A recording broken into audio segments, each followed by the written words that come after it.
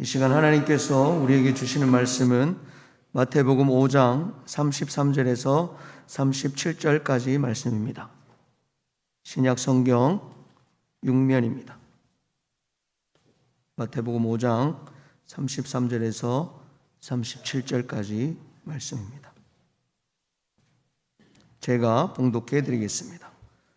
또 옛사람에게 말한 바 헛맹세를 하지 말고 내 맹세한 것을 주께 지키라 하였다는 것을 너희가 들었으나 나는 너희에게 이르노니 도무지 맹세하지 말지니 하늘로도 하지 말라 이는 하나님의 보좌임이요 땅으로도 하지 말라 이는 하나님의 발등상임이요 예루살렘으로도 하지 말라 이는 큰 임금의 성임이요 내 머리로도 하지 말라 이는 내가 한터럭도 희고 검게 할 수 없음이라. 오직 너희 말은 옳다 옳다 아니라 아니라 하라. 이에서 지나는 것은 악으로부터 나느니라. 아멘. 잠시 기도하겠습니다. 찬양 가운데 임재하신 주님, 이제 말씀 가운데 임재하기를 기대하며 나아갑니다. 성령께서 저희들의 심령에 말씀하여 주시고 말씀으로 새롭게 하여 주시옵소서. 예수님의 이름으로 기도하옵나이다. 아멘. 사랑하는 성도 여러분, 지난 한 주간도 은혜 가운데 평안하셨습니까? 서로 앞뒤 좌우로 기쁜 마음으로 인사 나누고 교제 나누겠습니다. 반갑습니다. 잘 오셨습니다. 사랑합니다. 축복합니다. 감사합니다. 오늘 말씀을 생각하면서 한번 따라 하시겠습니다. 헛된 맹세보다는 진실하고 정직한 말을 하겠습니다. 아멘. 연일 코로나로 많은 분들이 어려움을 겪고 있습니다. 그래도 사람들은 코로나 백신만 맞으면 괜찮을 줄 알았는데 한 번, 두 번, 세 번, 이제는 네 번을 넘어서 평생을 어쩌면 맞을 수 있다 이런 말이 나오니까 많은 분들이 백신 맞는 것에 대해서 불신하고 있는 것이 사실입니다. 이는 처음에 말했던 약속과 자꾸만 다른 말이 나오기 때문인가 아닌가 여겨집니다.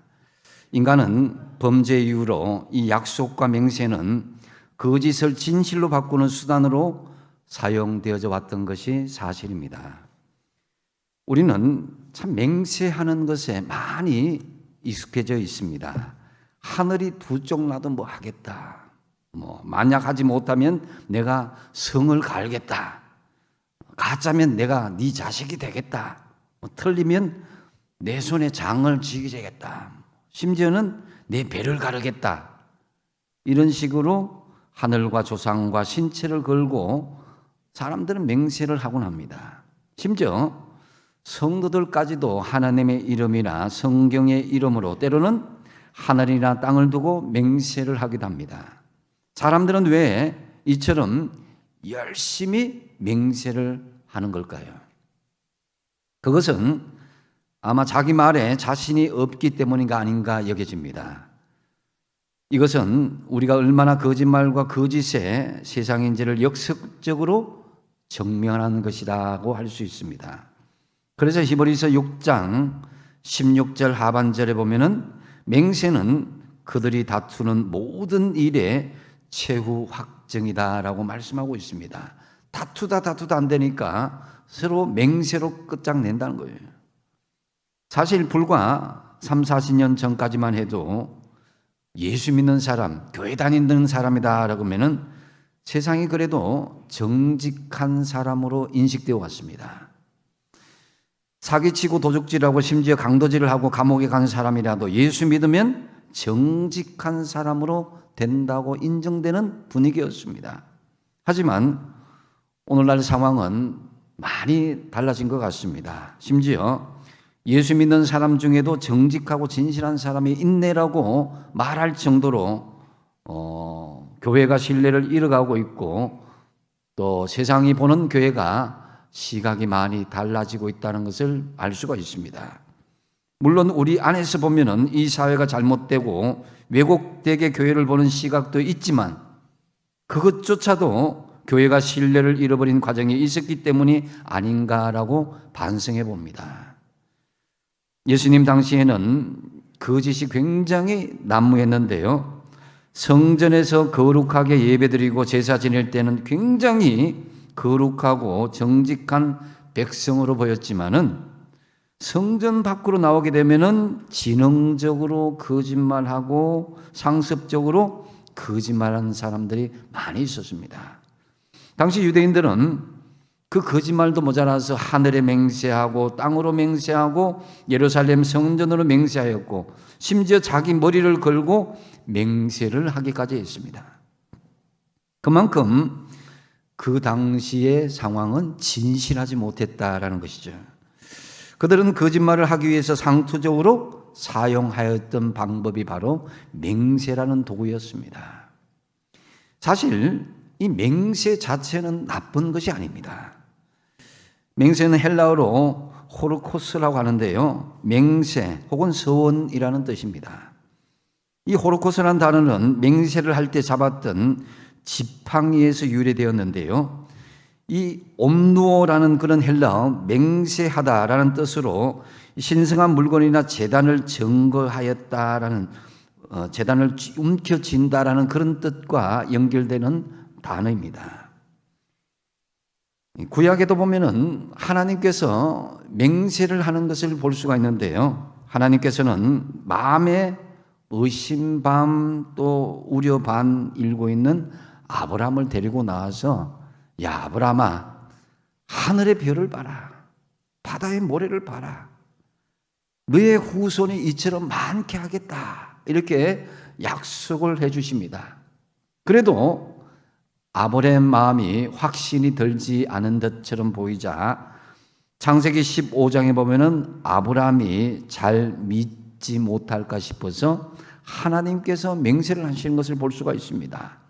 네 이름을 걸고 맹세하는데 내 말대로 너의 자손이 하늘의 별과 같이 바다의 모래같이 많게 하리라 이렇게 하나님께서 맹세를 하였던 것입니다. 이 하나님의 맹세를 듣고 창세기 15장 6절에 보면 하나님의 그 아브라함 믿는 모습을 보고 그를 의로 여기셨다 이 말씀하시거든요.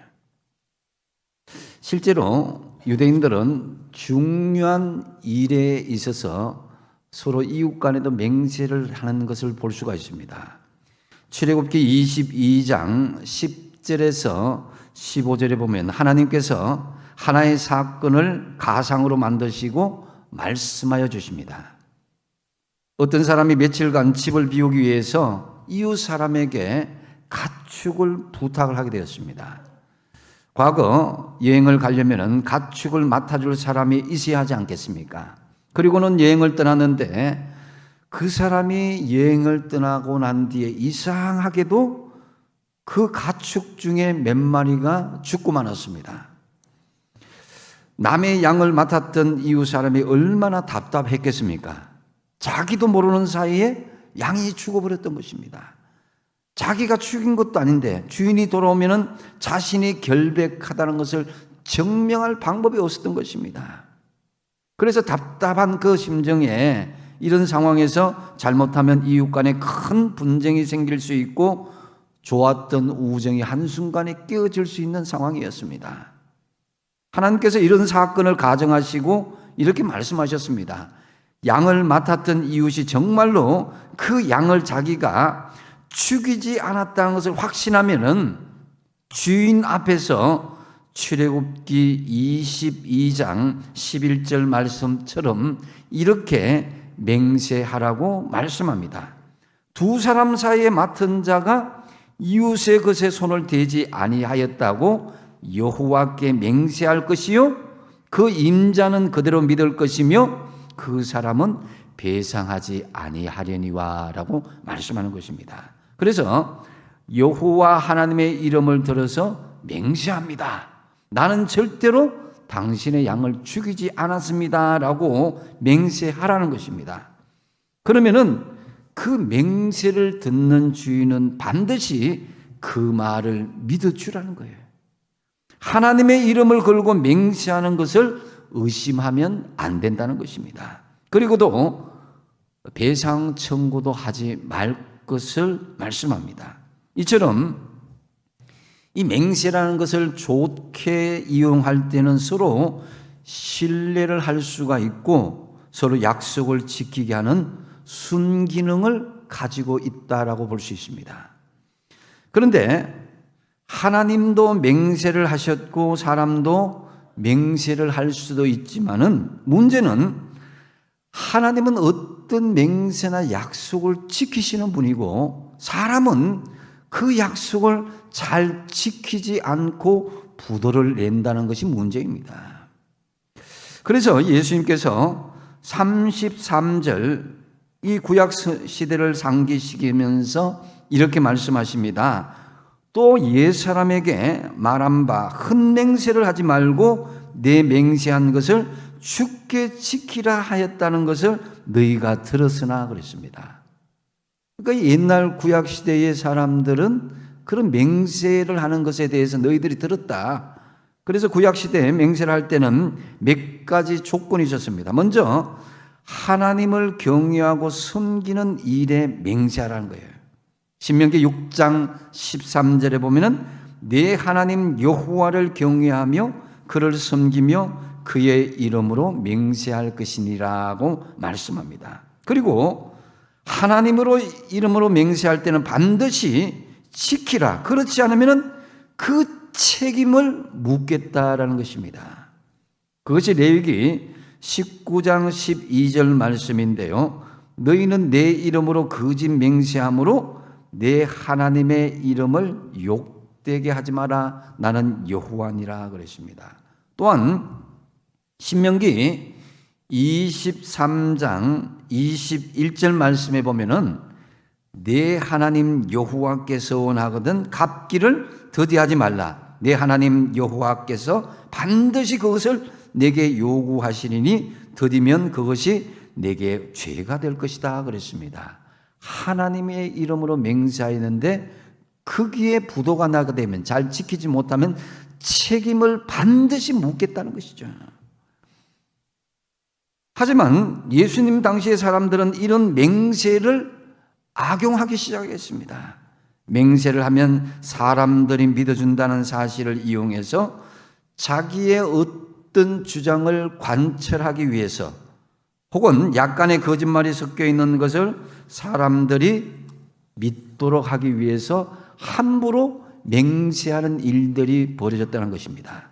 그런데 맹세를 함부로 하는데 하나님의 이름을 걸고 맹세하는 것이 유대인들이 겁이 났어요. 하나님의 이름을 걸고 맹세하면 반드시 지켜야 되고 지키지 않으면 그 대가를 너에게 묻겠다 하니까 하나님의 이름 가지고는 맹세를 하지 않습니다. 그래서 하나님보다 조금 낮고 그러나 상당히 커 보이는 것을 대상으로 맹세를 하기 시작한 것입니다. 그래서 어떤 사람은 내가 하늘을 걸고 맹세한다. 또 어떤 사람은 내가 땅을 걸고 맹세한다. 또 어떤 사람은 예루살렘을 걸고 내가 맹세한다. 또 어떤 사람은 나는 내 머리를 걸고 맹세한다. 이렇게까지 했는데요. 그래서 예수님께서 뭐라고 말씀하십니까? 34절에 하늘로도 하지 말라. 35절에 땅으로도 하지 말라. 예루살렘으로도 하지 말라. 36절에 내 머리로도 하지 말라고 경고하시고 말씀하신 것입니다. 왜냐하면 이것은 이 거짓이 다분히 섞인 맹세이기 때문인 것입니다. 참 불행하게도 예수님 당시의 사람들은 어떻게 하든지 자신이 정직하다는 것을 보이기 위해서 이것저것 아무거나 꺼내다가 맹세를 하는 그런 습관들이 있었습니다. 하지만 얼마나 그 사회가 정화되었느냐, 오히려 그 맹세를 통해서 사회는 더 혼탁하고 불신하는 세상으로 되고 말았던 것입니다. 이런 이유로 예수님께서 단도직입적으로 명령하십니다. 34절 말씀에 나는 너희에게 이르노니 뭐라고요? 도무지 맹세하지 말지니. 이런 헛된 맹세, 거짓말 맹세를 절대로 하지 말라. 하나님의 이름을 빌려서도 안 되고 하늘의 이름을 이용해서도 안 된다. 하늘은 하나님의 보좌요 땅은 하나님의 발등상인데 어디에 함부로 그 이름을 갖다 대어서 맹세를 하느냐.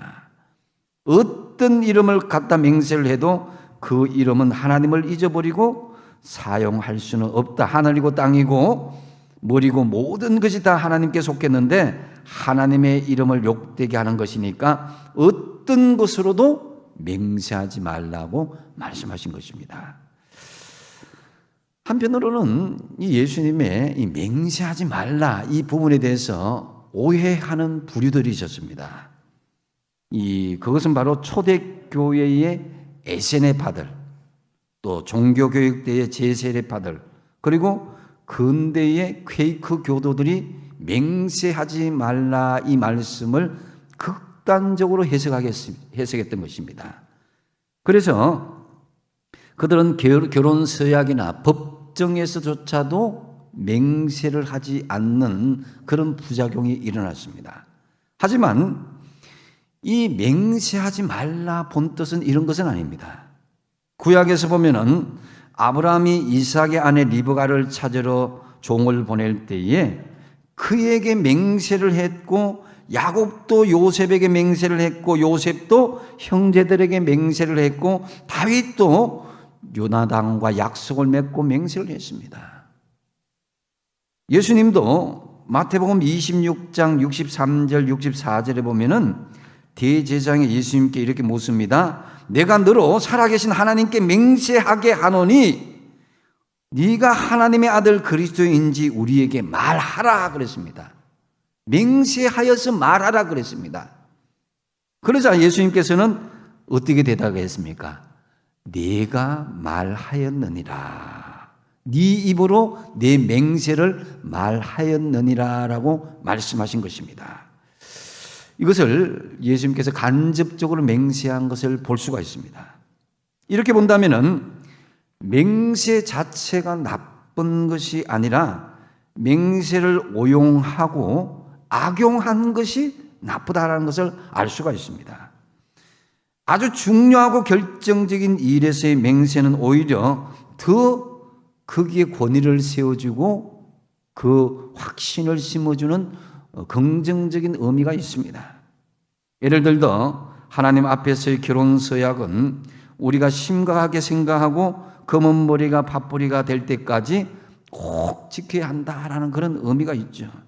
우리가 임직식을 할 때도 맹세를 하고 또 세례식 때도 맹세를 합니다. 이런 것도 긍정적인 의미에서 우리 자신을 결단케 하고 믿음으로 바로 세워지는 그런 순기능이 우리에게 있는 것은 분명합니다.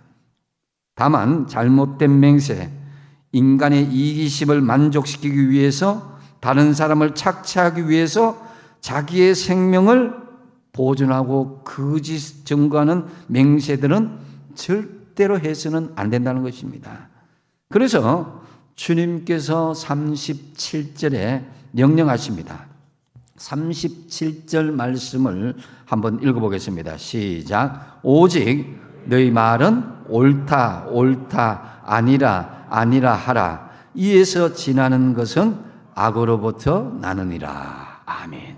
즉 성도는 말을 할 때 예면 예라고 분명히 하고 아니면 아니라고 말하는 것입니다. 거기에서 보태고 빼는 것은 잘못됐다는 것입니다. 그것은 악으로부터 나온다. 예, 아니요 이것이 분명하지 않은 사람들을 보면 대개 그 동기가 순수하지 못하고 무언가가 구린내 나는 것이 있습니다. 그러므로 옳으면 옳고 아니면 아니라고 하는 투명한 말을 하면서 살아야 한다는 것입니다. 하나님의 자녀는 맹세가 필요 없는 투명한 인격을 갖춰야 됩니다. 왜 맹세를 하게 됩니까? 상대방이 믿지 못하기 때문에 맹세하는 거 아닙니까? 한편으로는 굳이 맹세를 하지 않아도 사람들이 우리를 믿어줄 정도로 삶을 살아야 된다는 거예요. 여러분, 우리 자신들을 스스로 되돌아보면서 나는 얼마나 정직합니까? 한번 스스로 우리 자신에게 자문하여 보십시오. 그런데 여기에는 내가 해석하는 것과 하나님이 해석하는 것이 다를 수도 있다는 것을 우리가 주의할 수 있어야 될 것입니다. 가령 우리가 사람들의 칭찬을 받기를 원하여서 우리 자신을 과장을 합니다. 조금.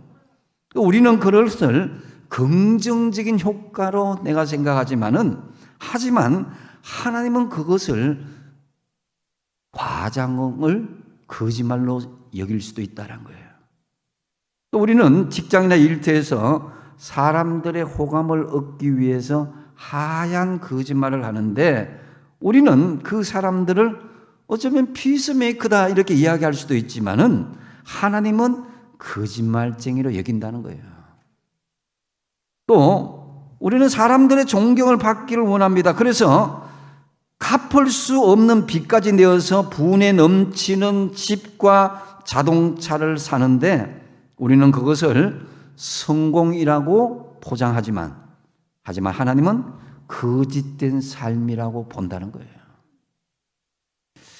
좀은 융통성 없이 우직하게 보이더라도, 좀은 손해가 되더라도, 좀은 시시하게 보이더라도 우리의 삶이 투명하게 보이도록 옳으면 옳다, 아니면 아니다라고 분명하고 솔직하게 드러내고 말할 수 있는 것, 이것이 구태여 맹세하지 않아도 되는 정직하고 진실한 삶을 살라는 말씀인 것이죠.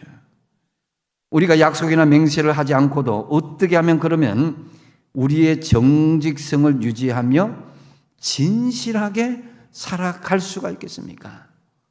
저는 이 말씀을 묵상하면서 크게 4가지로 하나님께서 마음으로 주셨습니다. 첫 번째로 십자가를 지는 자세로 사는 것입니다. 이것이 참 쉽지는 않습니다. 거짓이 판을 치고 과장과 아첨과 술수 온갖 헛된 말들이 난무하는 이 세상에서 이 주님의 말씀에 따라서 예면 예요 아니면 아니요라고 하는 정직성을 우리가 유지해 나가려면은 필히 다가오는 것이 고난이라는 것입니다. 손해가 되어지는 일들이 벌어진다는 거예요. 어떤 데는 오해를 받고 어떤 데는 따돌림을 받기도 합니다. 그렇지 않고는 절대 정직을 잘 지켜나갈 수가 없습니다. 예수님은 끝까지 정직하였기에 우직하게 그 십자가를 지고 나가셨습니다. 정직하다면 오해가 따르고 정직하다면 여러 가지 고통을 수반할 수밖에 없습니다. 만약에 남의 좋은 소리만 듣고 아무런 고난도 없이 내가 정직하였다고 생각한다면 그것은 하나님을 기만하는 것입니다. 욥은 온갖 억울한 고난 중에서도 이렇게 고백을 하죠. 욥기 23장 10절 말씀에 그러나 내가 가는 길을 그가 아시나니 그가 나를 단련하신 후에는 내가 순금같이 되어 나오리라 그랬습니다. 진실하고 정직하기 위해서 십자가의 어려움을 당하면서 남들이 알아주지 못한다고 생각하지 마십시오. 하나님께서 다 보고 계십니다. 내가 가는 길을 그가 하시나니, 내가 가는 길을 하나님이 다 아신다는 거예요. 하나님께서 여러분의 정직과 진실을 알아주신다는 이 생각을 한다면은 우리는 십자가의 그 믿음의 단련의 길을 다 치고 나갈 수 있게 되는 것입니다. 두 번째로 한번 따라하겠습니다. 적당하게 타협하는 것을 거부하라. 자, 옳은 것은 옳다고 틀린 것은 틀리다고 말해야 되는데 하나님은 불의의 다수를 기뻐하지 않습니다. 출애굽기 23장 2절 말씀에 다수를 따라 악을 행하지 말며 송사의 다수를 따라 부당한 정언을 하지 말라고 그랬습니다. 저도 당회를 이끌면서 당회원들이 전체가 합의될 때까지 기다립니다. 웬만하면 저는 이제까지 기억이 없습니다. 가부를 찬성 반대를 물은 게 별로 없습니다. 서로 찬성하는 쪽 반대하는 쪽.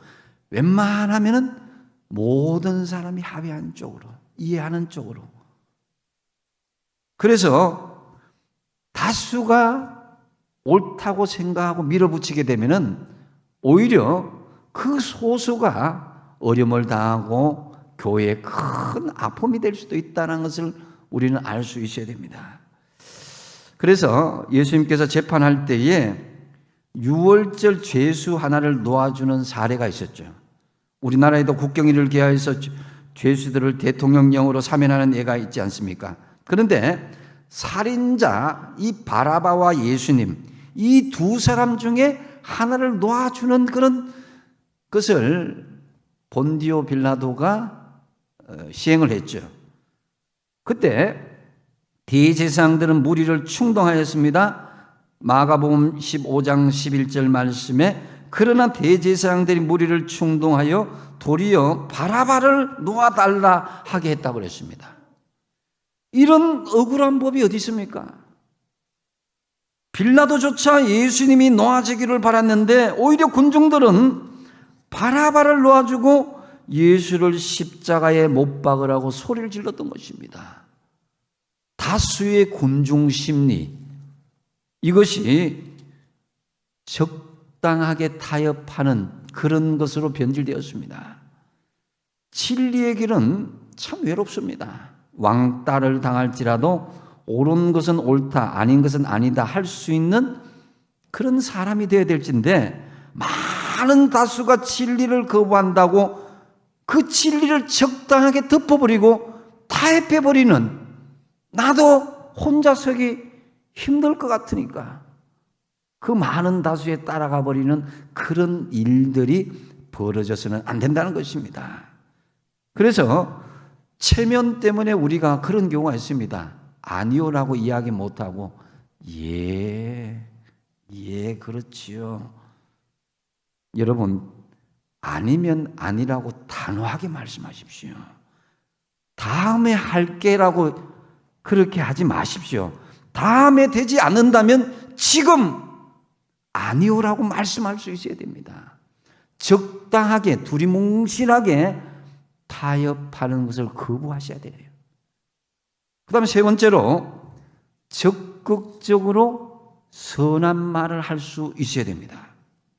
예수님께서 맹세를 하지 말라라는 이면에는 적극적으로 선하고 유익한 말을 하라는 이 명령이 포함되어져 있습니다. 우리가 적극적으로 선한 말을 하려면은 거짓말로 약속하거나 맹세해서는 안 됩니다. 그러므로 하나님 주신 혀를 적극적으로 선한 도구로 사용할 수 있어야 됩니다. 우리가 보통 소극적으로 선한 사람이 되기 위해서는 악한 말을 하지 말고, 거친 말을 하지 말고, 거짓말을 하지 말자. 이게 소극적인 자세죠. 적극적인 선한 자세는 바로 선한 말을 하기를 힘써야 된다는 거예요. 죄를 짓지만 악한 말을 하지 말자, 이게 아니라 선한 일을 하고 선한 말을 하자는 적극적으로 선을 행할 수 있어야 된다는 거예요. 에베소서 4장 29절을 같이 한번 읽어보겠습니다. 시작. 무릇 더러운 말은 너희 입 밖에도 내지 말고 오직 덕을 세우는데 소용되는 대로 선한 말을 하여 듣는 사람에게 은혜를 끼치게 하라. 아멘. 적극적으로 선한 말을 함으로 덕을 세우고 듣는 사람들에게 은혜를 끼치는 저와 여러분 되시기 바랍니다. 한 가지만 더 말씀드리면은 한번 따라합시다. 말한 것은 끝까지 책임을 지라. 자, 어떤 사람들은 자기가 정의로운 것을 나타내기 위해서 남을 신랄하게 비판하고는 도망가 버린 사람이 있습니다. 남을 선동해 놓고는 도망가면 안 됩니다. 남을 비판하고 선동하고서 도망한다는 것은 그것은 진실하지 못하다는 증거입니다. 그리스도인이라면 말한 것에 대해서 끝까지 그것이 왜 그렇게 해야 되는지에 대한 근거를 말할 수 있어야 되고 말에 대한 책임을 질 수 있어야 되는 거예요. 저는 말한 것에 끝까지 끝까지 책임을 지는 가장 좋은 도구가 우리 믿음의 사람들에게 있는데, 그것은 바로 그 사람을 위해서 기도해 주는 것이라고 생각합니다. 야고보서 5장 12절 13절에 보면 그것을 볼 수가 있는데요, 한번 천천히 같이 읽어보겠습니다. 시작. 내 형제들아, 무엇보다도 맹세하지 말지니 하늘로나 땅으로나 아무 다른 것으로도 맹세하지 말고 오직 너희가 그렇다고 생각하는 것은 그렇다 하고 아니라고 생각하는 것은 아니라 하며 정죄받음을 면하라. 그 다음 절, 너희 중에 고난당하는 자가 있느냐? 그는 기도해 주라는 거예요. 우리가 정말 말하는 것에 책임을 지고 그렇다 아니다 분명하게 그런 자세를 가지면은 그 사람을 정죄하는 것이 아니라, 어떤 환경을 비판하는 것이 아니라 그 환경과 사람들을 위해서 기도할 수 있어야 되는 것이 바로 책임을 지는 믿음의 자세라는 것입니다. 그래서 맹세는, 인간적인 맹세는 자기 자아가 중심이 되어 있습니다. 내가 뭘 하겠다는 것입니다. 그래서 맹세의 중심에 내가 있었기 때문에 맹세를 많이 할수록 책임을 따르며 그 책임을 다하지 못할 때마다 사람들에게 정죄를 받습니다. 그래서 하늘로나 땅으로나 아무 곳으로도 맹세하지 말고 기도함으로 책임지는 자세를 가지라는 거예요. 그래서 다윗은 하나님께 이렇게 기도하는 것을 볼 수가 있습니다. 시편 141편 3절 말씀인데요, 같이 읽겠습니다. 시작. 여호와여, 내 입에 파수꾼을 세우시고 내 입술의 문을 지키소서. 아멘.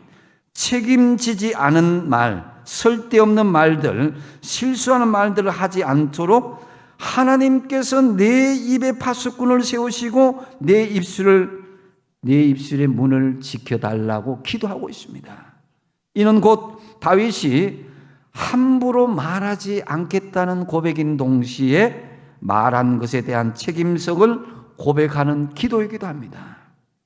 주님은 우리에게 맹세 대신 기도하라고 말씀하십니다. 맹세는 후회와 염려로 점철된 삶의 연속이지만 기도는 믿음과 은혜로 그 열매를 맺혀 나갈 것입니다. 함부로 말하지 마시고 말한 것은 끝까지 책임지십시오. 그 책임이 그저 맹세나 약속이 아닌 진심 어린 기도로 그들을 끌어안고 눈물로 그들을 품으면서 진심으로 책임지시기 바랍니다. 말씀을 정리합니다.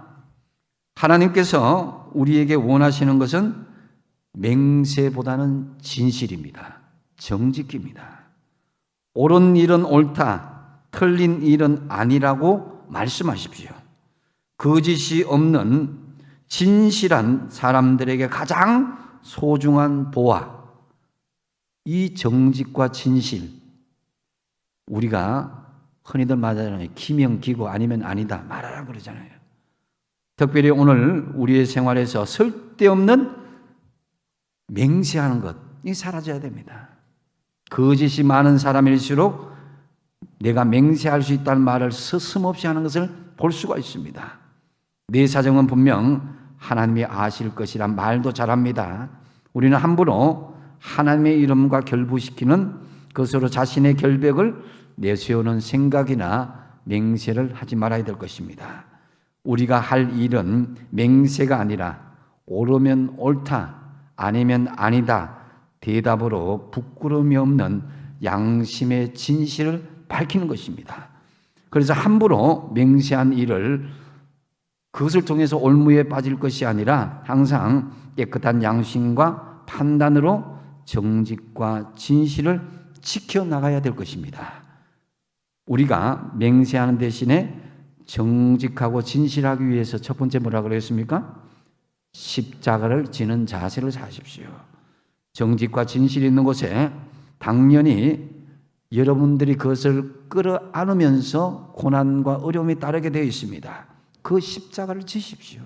두 번째로 적당하게 타협하는 것을 거부하십시오.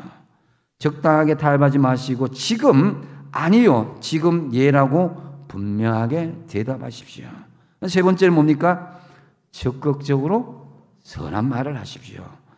헛된 약속이나 맹세보다는 적극적인 선한 말이 더 신뢰를 심어줍니다. 그리고 네 번째로 뭡니까? 말한 것은 끝까지 책임을 지십시오. 그 책임이 그저 맹세나 약속이 아닌 어떻게 해요? 진심 어린 기도로 책임을 져주십시오.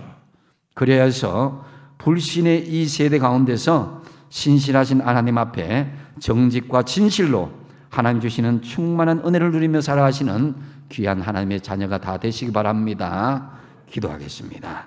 아버지 하나님, 거짓이 난무하고 주님 참으로 헛된 맹세가 난무하는 이 세상에 이제 우리가 정직과 진실로 살아가기를 원합니다. 내가 십자가를 지고 분명한 자세를 가지며 선한 말을 하며 말한 것은 끝까지 책임을 질 때 이 사회가 더 정직하고 진실한 사회로 이어지게 하여 주시옵소서. 예수님의 이름으로 기도하옵나이다. 아멘.